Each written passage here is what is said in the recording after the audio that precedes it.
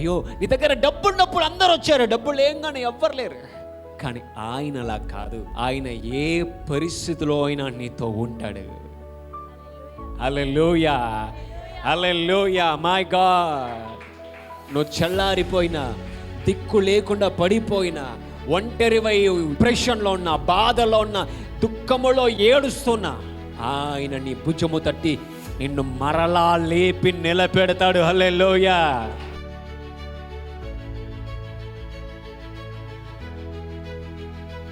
యాభై 54వ అధ్యాయము 10వ వచనం నుండి చదువుతాం. పర్వతములు తొలగిపోయినను, మెట్టలు తత్తరిల్లినను, నా కృప నిన్ను విడిచిపోదు. సమాధాన విషయమైన నా నిబంధన తొలగిపోదు. దేవుడు ఒక మాట ఇక్కడ బైబిల్లో రాయబడుతుంది. చూడండి ఎంత చక్కగా ఒక మాట రాయబడిందో. యూనో, మనకి చాలా వాటిపైన మనం అవగాహన సంపాదిస్తాం. కొన్నిసార్లు నోరు తెరిచి వాక్యం చెప్పమంటే మనకు తెలియదు, ప్రార్థన చేయమంటే మనకు తెలియదు. అలా ఉండొద్దంట. నీవు ఒక చోట పని చేస్తున్నావు, ఆ పని నీకు రాదు అంటే నీ యజమానుడు నేనేమంటాడు? మెచ్చుకుంటాడా? ఇన్ని సంవత్సరాలు ఏంది, నీకు ఒక్క మొక్క రాదు, చాలా సంతోషం అని అంటాడా? అలాంటిది ఇంత గొప్ప దేవుణ్ణి కలిగి ఉండి ఆయనతో సహవాసము చేసి ఆయనతో నడుస్తున్నప్పుడు నీకు ఏం తెలీదు అని అంటే ఆయన నిన్ను మెచ్చుకుంటాడా? ఒక చోట, ఇది పాత నిబంధనలో రాయబడిన మాట, ఓల్డ్ టెస్టమెంట్, యెషయా గ్రంథం. యెషయా ప్రవచిస్తున్నాడు. చూడండి, పర్వతములు తొలగిపోయినను, మెట్టలు తత్తిరిల్లును, నా కృప నిన్ను విడిచిపోదు. మనం అనుకుంటాము మన పరిస్థితులను బట్టి, మన ప్రస్తుత పరిస్థితిని బట్టి, లేదా మనం ఎదుర్కొంటున్న సవాళ్ళని బట్టి మనము దేవుడు మన మీద ఎంత కృప చూపుతున్నాడు అని అంచనా వేస్తాం. లేదా సమస్య పోవట్లేదు అంటే మనం అనుకుంటాము దేవుడు నా మీద కృప చూపెట్టడం లేదు. మనం డిసైడ్ అవ్వడానికి ట్రై చేస్తాము, దేవుడు నా ప్రార్థన వినట్లేదు, దేవుడు అందరినీ పట్టించుకున్నట్టు నన్ను పట్టించుకోవట్లేదు అని మనం అంచనా వేయడం స్టార్ట్ చేస్తాం. మనం ఆలోచించడం మొదలు పెడతాం. దేవుడు అద్భుతము చేస్తేనే నా మీద కృప చూపెడుతున్నాడు, లేదా ఆయన సాయం చేస్తేనే నా మీద కృప చూపెడుతున్నాడు, లేదా దేవుడు నా మీద కృప చూపెట్టట్లే అని మనం అనుకుంటాం. చూడండి, ఇక్కడ వాక్యం రాయబడింది, పర్వతములు తొలగిపోయినను, మెట్టలు తత్తిరలినను, నా కృప నిన్ను విడిచిపోదు అని రాయబడిందండి. దేవుని కృప ఏది ఏమైనప్పటికీ కూడా ఆయన కృప మనలను విడిచిపోదు అంటే మనము జీర్ణించుకోలేము. దేవుడు ఎంత కృప చూపుతున్నాడు అని. శిక్షిస్తేనే నువ్వు కరెక్ట్ అనుకుంటావు, నిన్నొక మాట అంటేనే నువ్వు కరెక్ట్ అనుకుంటావు. హల్లెలూయా. అట్లా ఉంటేనే దేవుడు, ఎందుకంటే నువ్వు అదే విన్నావు, వాటి మీదనే నీకు అవగాహన, అదే నీ ఆలోచన, నీ తలంప అంతా ఎప్పుడు అక్కడే ఉంటుంది. కానీ ఆయన వాటికి మించి నీతో పని చేయగలడు, వాటికి మించి నీ మీద కృప చూపెట్టగలడు, వాటికి మించి నీకు సహాయం చేయగలడు, వాటికి మించి నీకు అద్భుతము చేయగలడు, వాటికి మించి నీ పరిస్థితిని మార్చగలడు. హల్లెలూయా, హల్లెలూయా. డోంట్ ఇమాజిన్ అంటే రాంగ్ పర్స్పెక్టివ్లో, అంటే ఒక తప్పుడు ఆలోచనతో నువ్వు దేవుని అంచనా వేయడానికి ప్రయత్నం చేయకు. తప్పుడు సమాచారముతో నీ మైండ్ని నింపుకొని ఇలాగ దేవుడు పనిచేస్తాడేమో, ఇలాగే దేవుడు ఉంటాడేమో అని ఒక రాంగ్ వేలో కాదు, నీకు వాక్యముతో నువ్వు అంచనా వేయడానికి ప్రయత్నం చేయాలి. వాక్యముతో నువ్వు దాన్ని అర్థము చేసుకోవడానికి ప్రయత్నం చేయాలి. హల్లెలూయా. చూడండి, మళ్ళీ చదమ్మా. పర్వతములు తొలగిపోయినను, పర్వతములు తొలగిపోయినను, మెట్టలు తత్తరిల్లినను, నా కృప నిన్ను విడిచిపోదు. నా కృప ఏదేమైనా చూడు, నా కృప నిన్ను విడిచిపోదు. నువ్వు అనుకుంటున్నావేమో, దేవుడు నా మీద కృప చూపెట్టడం లేదు కనుకనే నాకు ఈ పరిస్థితి వచ్చింది, దేవుడు నా మీద కృప చూపెట్టడం లేదు కనుకనే ఇదిగో నేను ఇలా అయిపోయాను, దేవుడు నా మీద కృప చూపెట్టడం లేదు కనుకనే ఇదిగో నా ప్రార్థనకు జవాబు రావట్లేదు.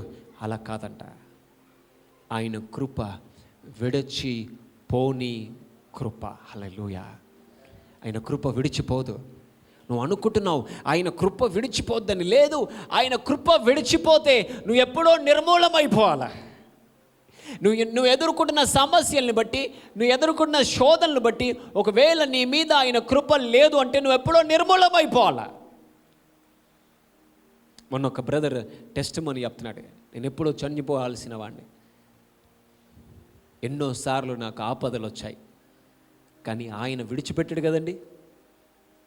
ఇలాగే చెప్తున్నాడండి, నాకు ఎన్నో ఆపదలు వచ్చాయి, ఎన్నో సమస్యలు వచ్చాయి, కానీ నా దేవుడు నన్ను విడిచిపెట్టువాడు కాదు. కనుక ఈరోజు నేను ఇలా బ్రతికి ఉన్నాను. అందరూ అనుకున్నారు వీడి పని అయిపోయింది, అందరూ అనుకున్నారట. ఇలా ఇలా నిలబడగలుగుతున్నావు, ఎలా, ఎవరికి బలం ఇచ్చారు అని అడిగాడంట. దేవుడి కృప నిన్ను విడిచిపోదు. నువ్వు దేవుడితో సహవాసం చేయడానికి నొచ్చుకుంటున్నావు, కానీ ఆయన నిన్ను అనేక ఆపదల నుంచి నిన్ను విడిపించాడు, అనేక సమస్యల నుంచి నిన్ను విడిపించాడు. నిన్ను నిర్మూలము చేయలేదు. హల్లెలూయా, హల్లెలూయా, హల్లెలూయా. నీ ఆలోచనలు దుష్టుడు దొంగిలించి నిన్ను తప్పుడు ఆలోచనలో పెట్టి బంధించాలనుకుంటాడు, తప్పుడు ఆలోచనలో నిన్ను ఉంచాలనుకుంటాడు. కానీ వాక్యంలో రాయబడింది, ఆయన కృప విడిచి పోదు అని రాయబడిందండి. హల్లెలూయా. చదువుమా. సమాధాన విషయమైన నా నిబంధన తొలగిపోదు. చూడండి, ఇక్కడ ఒక మాట రాయబడింది, నా నిబంధన అని రాయబడిందని. ఇంగ్లీష్లో రాయబడింది ఏంటంటే కవర్నెంట్, మై కవర్నెంట్ అని అంటాం. ఒకవేళ ఇదే పదాన్ని మనం ఇంగ్లీష్లో తర్జుమా చేస్తే మై కవర్నెంట్ అంటాం. అంటే మనము ఒడంబడిక చేస్తాం, నిబంధన. ఇదిగో రేపు నేను ఇక్కడ ఉంటాను, వచ్చే వారం నేను నీకు ఇది చేస్తాను, వచ్చే నెల నీకు సాయం చేస్తాను, నేను ఈ ఉద్యోగంలో నమ్మకంగా ఉంటాను, దేవా నిన్ను విడిచిపోను. ఎన్నోసార్లు మనం ఆపద వచ్చినప్పుడు దేవుడితో ప్రార్థన చేస్తాం, ప్రభువా నేను ఎప్పటికీ నేను విడిచిపోనయ్యా, నాకు ఎంతో నువ్వు సాయం చేశావు.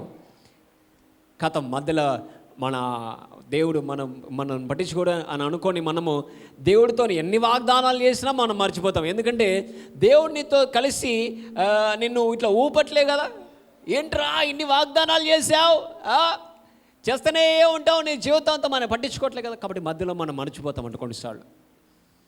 ఒక సమస్య రాగానే, ప్రభువా ఇప్పటి నుంచి నేను నీతో ఎట్లా నడుస్తాను. మై గాడ్, హల్లెలూయా. ఎంతమంది చేశారు అట్లా? సమస్య రాగానే వాగ్దానం, సమస్య పోగానే వాగ్దానం కూడా వెళ్ళిపోద్దిరా. ఒకసారి జ్ఞాపకం చేసుకో, దేవుడు అంటున్నాడు, నా నిబంధన నీ నుంచి తొలగి పోదు.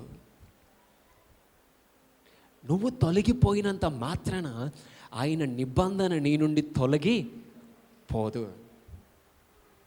ఆయన అంత నమ్మకమైన దేవుడు. హల్లెలూయా. ఆయన అంత నమ్మకమైన వ్యక్తి.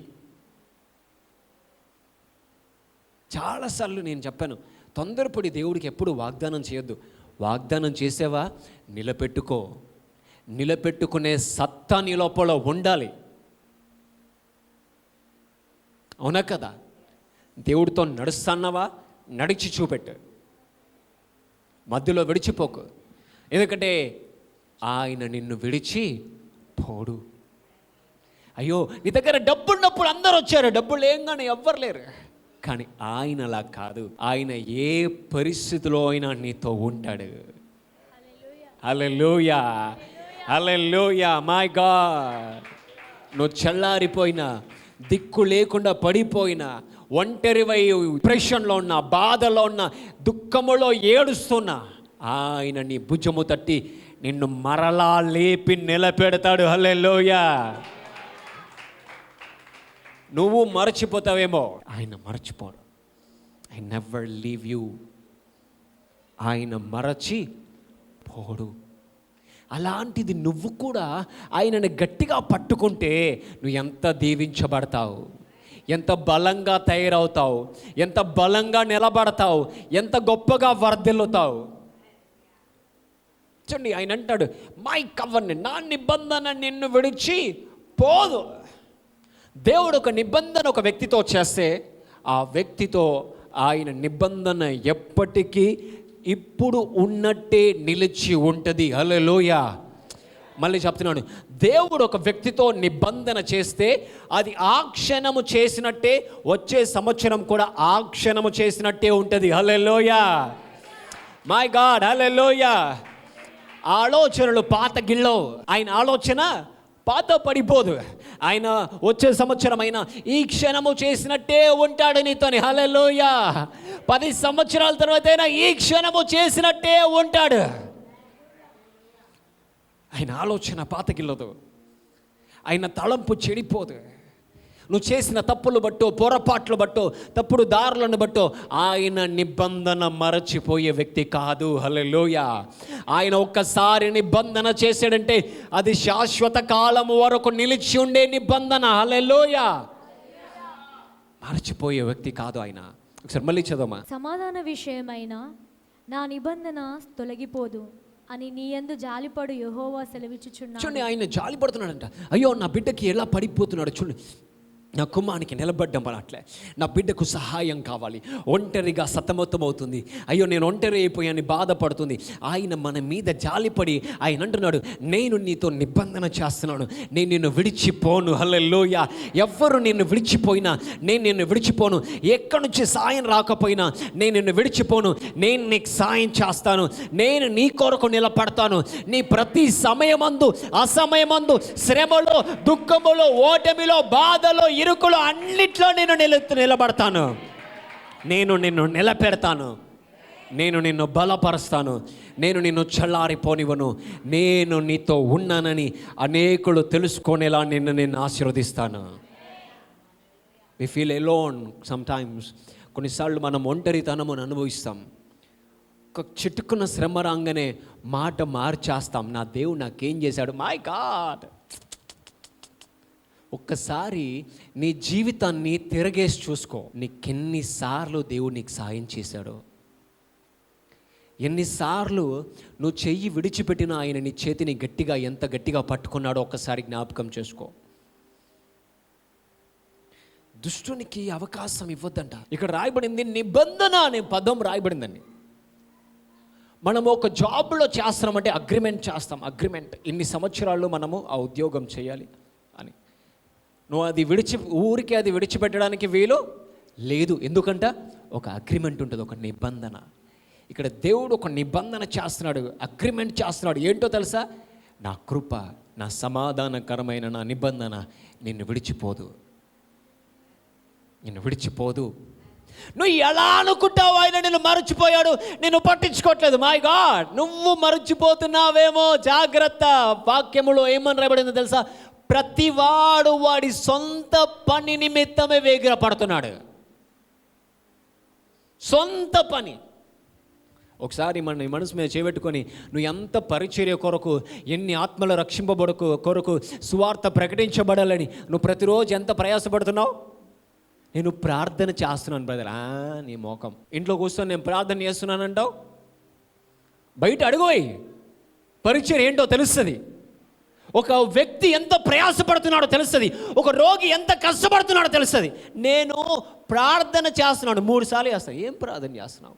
ఒక్క అడుగు వేయవు. ఒక వ్యక్తికి రక్షణ రావాలని ప్రయాసపడవు. నువ్వు ప్రార్థన చేస్తే ఆ ప్రార్థనతో పాటు నువ్వు కొనసాగుతావు. హల్లెలూయా.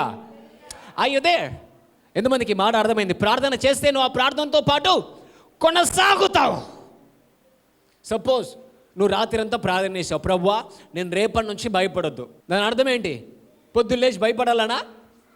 పొద్దున్న లేచి ధైర్యంగా ఉండాలని. ఎందుకంటే ఇప్పుడు రాత్రి అంతా ప్రార్థన చేసావు కాబట్టి ఆ ప్రార్థన నిన్ను ప్రోత్సహిస్తుంది. నువ్వు ఏ ప్రార్థన తెచ్చేస్తావో ఆ ప్రార్థన నీ ముందుగా వెళ్తుంది. ఒక వ్యక్తికి ప్రార్థన చేసి చూడు, ఒక వ్యక్తికి సువార్త ప్రకటించి చూడు. హల్లెలూయా. ఇటు వినండి. ఒక వ్యక్తికి, ఒక రోగికి ప్రార్థన చేసి చూడు. ఒక వ్యక్తికి సువార్త అందించి చూడు. ఒక వ్యక్తికి సమాధానము లేక కన్నీరు కారుస్తున్న వ్యక్తికి 1 గంట సేపు వాక్యము చెప్పి చూడయ్యా. వాళ్ళు ఎంత నెమ్మదితో సంతోషముతో ఉంటారో తెలుసా? దేవుడు అంటున్నాడు, నా నిబంధన నిన్ను విడిచిపోదు. ఏది ఏమైనా నేను నీతో నిబంధన చేస్తున్నాడు, అది నిన్ను విడిచి పోదు. నిన్ను బాగు చేస్తాను, నిన్ను బలపరుస్తానంటే ఏదేమైనా నేను నిన్ను బలపరుస్తానంతే. హల్లెలూయా, హల్లెలూయా. ఎంతమంది అడ్డుగా వచ్చినా, ఎన్ని అడ్డుబండలు వచ్చినా, ఎంతమంది ఆటంకపరచినా ఆయన నిన్ను బలపరచి తీరుతాడు అంతే. చదుమా. సమాధాన విషయమైన నా నిబంధన తొలగిపోదు అని నీ యందు జాలిపడు యెహోవా సెలవిచ్చుచున్నాడు. ఆయన మన మీద జాలి పడుతున్నాడంట. మనకు తెలుసు. ఆయనకు తెలుసుంట మనం ఎట్లా బలంగా ఉండాలి.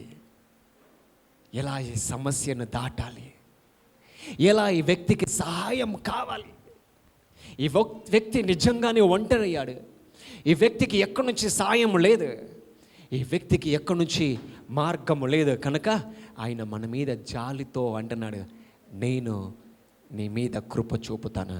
ఎంత కృప, గొప్ప కృప తెలుసా? పర్వతములు తొలగిపోయినా, మెట్టలు తత్తరిల్లినా నా కృప నిన్ను విడిచిపోదు. హల్లెలూయా. చదువు. ప్రయాసపడి గాలివాన చేత కొట్టబడి ఆదరణ లేక ఉన్నదానా. చూడండి, ప్రయాసపడి గాలివాన చేత కొట్టబడి ఆదరణ లేక ఉన్నదని అంటే, చూడండి, గాలి ఇటు వస్తే ఇటు ఇటు ఇటు ఇటు ఇటు ఇటు. కొన్నిసార్లు పరిస్థితులు నువ్వు బలహీనంగా ఉంటే ఆ పరిస్థితులు నేను ఎలా తయారు చేస్తా అంటే, ఎటు పడితే అటు నువ్వు పోతావు. నిలకడ ఉండదు, బలంగా ఉండలేవు, స్థిరంగా ఉండలేవు. ఇటు సమస్య, ఇటు సమస్య, అటు సమస్య, ఎటు చూసినా సమస్య. ఎక్కడ బలంగా నిలబడాలో తెలియదు. అందుకే ఆయన అంటున్నాడు, నేను నీ మీద జాలి పడుతున్నాను. గాలి వాన కొట్టుకుపోయినట్టు నువ్వు కొట్టుకొని వెళ్తున్నావు, నేను నీ మీద జాలి పడుతున్నాను. హల్లెలూయా. ఎంత బలంగా ఆయన తయారు చేస్తాడో చూడండి. చదుమా. నేను నీలాంజనములతో నీ కట్టడలను కట్టుదును. నేను నీలాంజనములతో నీ కట్టడములను కట్టుదును. నీలములతో నీ పునాదులను వేయుదును. నీలములతో నీ పునాదులు వేయుదును. హల్లెలూయా. చెప్పులు కొడదామా? ఎంత బలమైన ప్రశస్తమైన పునాదులు వేస్తా అంటున్నాడు దేవుడు. ఇప్పటి వరకు నీ పునాదులు అటు ఇటు ఉన్నాయి, కానీ దేవుడు అంటాడు, ఇప్పుడు నేను నీకు పునాది వేస్తాను. ఎలా వేస్తానో తెలుసా? రాళ్లతో కాదు, హల్లెలూయా, సిమెంట్తో కాదు, హల్లెలూయా, ఇంకా వేడితోనూ కాదు, నీలాంజలములతో నేను నీకు పునాది వేస్తాను. ప్రశస్తమైన రత్నములతో నేను నీకు పునాది వేస్తాను. సుందరంగా నేను నిన్ను తయారు చేస్తాను. ఒక విలువైన సొత్తులా నేను నిన్ను తయారు చేస్తాను. ఒక విలువైన సొత్తులా తయారు చేస్తానంట. హల్లెలూయా. చదువు. మాణిక్యమణులతో నీ కోట కొమ్ములను సూర్యకాంతములతో నీ గుమ్మములను కట్టుదును. హల్లెలూయా. చూసావా, నువ్వు గాలి వాన చేత కొట్టుకుపోయావు, ఏ దిక్కు తోచట్ల, ఏ మార్గము కనబడట్లే అనుకుంటావు. ప్రభువా, ఎక్కడ ఎంత ప్రార్థన చేస్తున్నాను, నాకు సాయం దొరకట్లే. దేవుడు అంటాడు, ఆగు, నేను నిన్ను ఎంత గొప్పగా కట్టుచున్నానో తెలుసా? మాణిక్యములతో సూర్యకాంతితో నీ గుమ్మములను కట్టుచున్నాను అనంట. That's why when you are waiting on God, యెహోవా కొరకు ఎదురు చూచువారు రెక్కలు చాపి పైకి ఎగురుతారంట. సనుగు కొనుగుడు గునుగుడు చేయొద్దంట. సనుగుతే అంట దుష్టుడు వచ్చి చేరతాడంట నీ లోపల.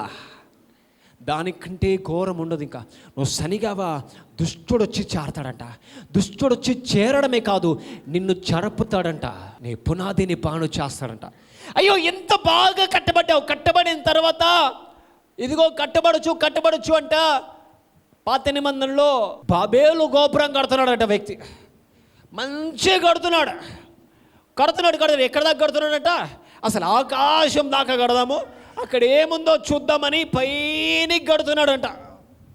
కట్టి కట్టి కట్టి కట్టి కట్టి కట్టి దేవుడి దాకా వెళ్ళిపోదాం మనము, కట్టుకుంటా పెద్ద కడదామని వెళ్ళిపోయాడట. వెళ్ళిపోయిన తర్వాత దేవుడు చూశాడట, ఈడు సరిగ్గా కట్టబడట్లా. అందుకే నువ్వు కట్టబడేటప్పుడు, వినండి, నువ్వు కట్టబడేటప్పుడు జాగ్రత్తగా కట్టబడుచున్నావా లేదా చూసుకోవాలా. మధ్యలో దుష్టుడు దూరాడు అనుకో, నీవు ఆ 2 ఫ్లోర్లు పడిపోతాయి. మళ్ళీ నువ్వు ఎక్కడి నుంచి కట్టబడాలి తెలుసా? మళ్ళీ గ్రౌండ్ ఫ్లోర్ స్టార్ట్ అవ్వాలా. మంచిగా కట్టబడుతున్నావయ్యా, మంచిగా నెమ్మది కట్టబడు. దేవుడు సూర్యకాంతి నీ మీద ప్రకాశింపచేస్తాడు, నీ పునాదులు బలంగా తయారు చేస్తాడు.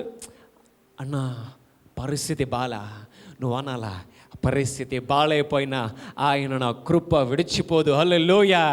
ఎప్పుడైతే ఇలా అంటావో అద్భుతం నీ ఒడిలో వచ్చి చేరుతుంది. ఏం లేదు, ఎంత కట్టబడ్డా ఇలా లేదు, ఏం లేదు అన్నావు అనుకో, టప్పున నీ పునాది పడేస్తాడు దుష్టుడు. నువ్వు అనుకుంటావు ఇదే కరెక్ట్ అనుకుంటావు, ఇదే కరెక్ట్, పడిపోవాలా లేవ్వాలా. కానీ దేవుడు అలా కాదంట. ఇదిగో ఏమంటున్నాడు తెలుసా?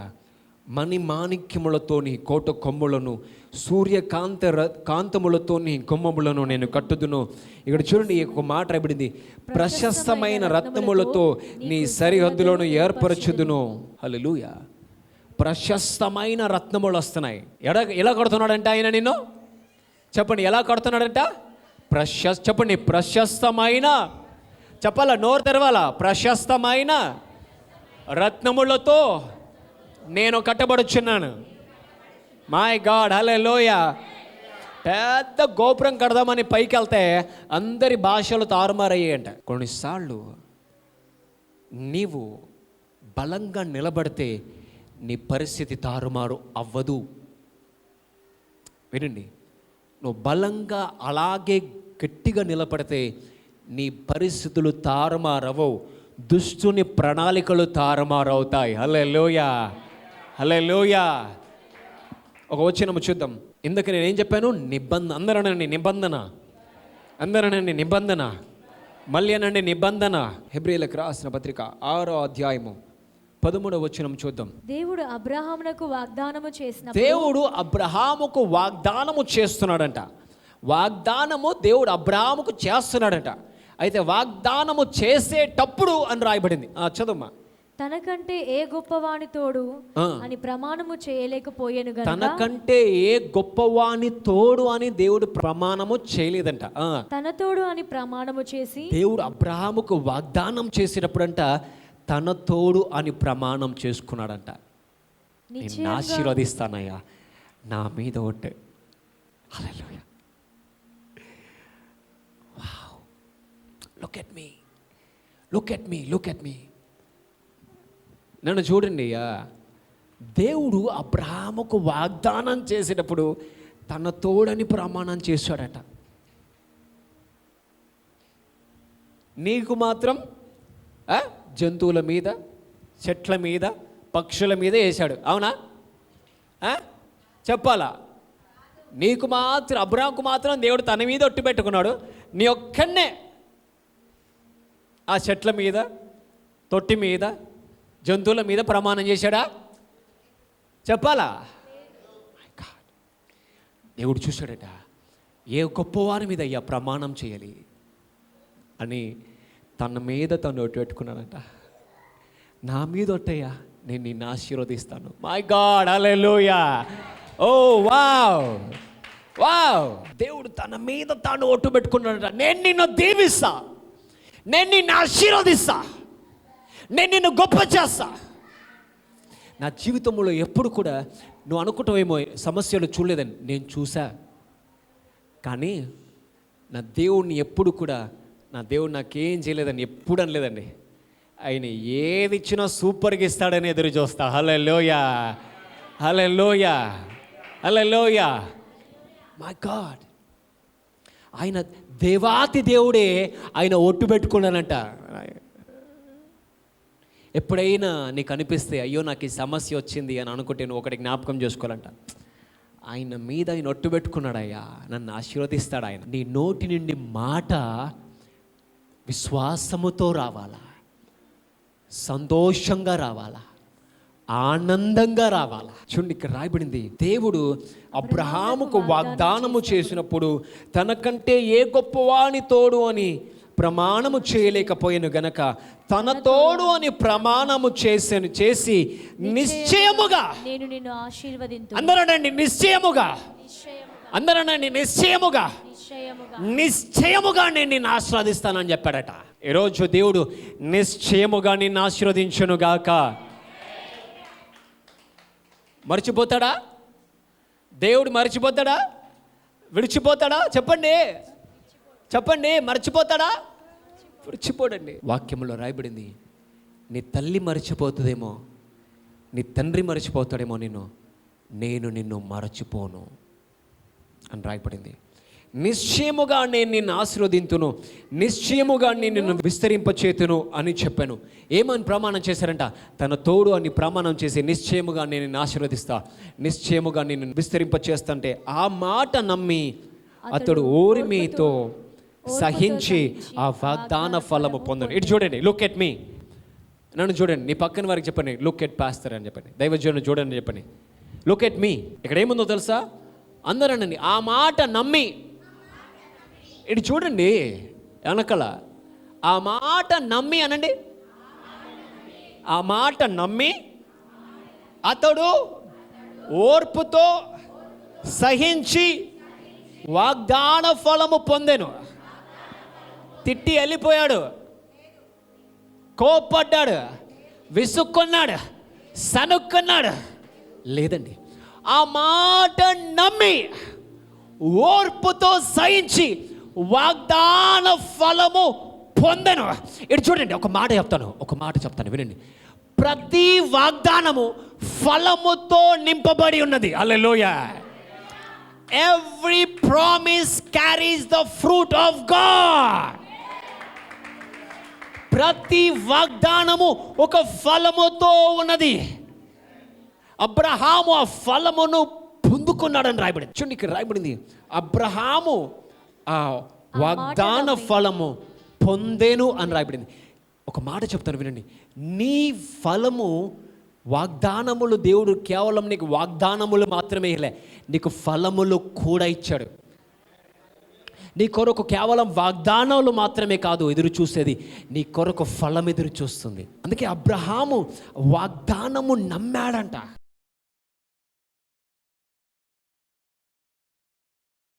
ప్రార్థన చేద్దాం.